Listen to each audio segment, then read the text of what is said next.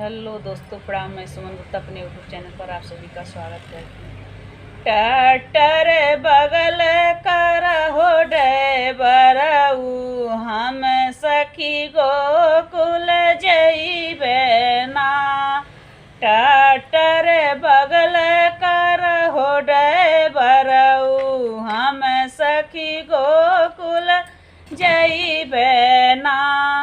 गोकुल जइबे हो जेवना बनइबे, गोकुल जइबे हो जेवना बनइबे।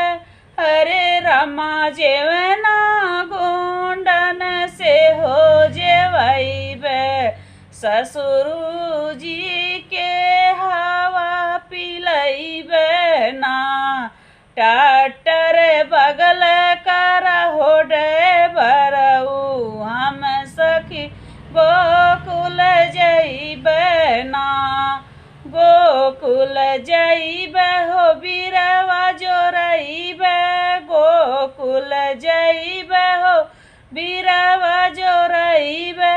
बीरवा गुंडन से हो कुचइबे, ससुर जी के हवा पियइबे ना।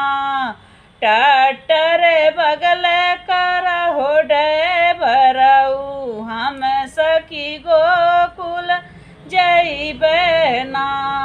गोकुल जइबे हो गेड़ुआ भरइबे, गेड़ुआ गुंडन से हो घोटइबे, ससुर जी के हवा पियइबे ना।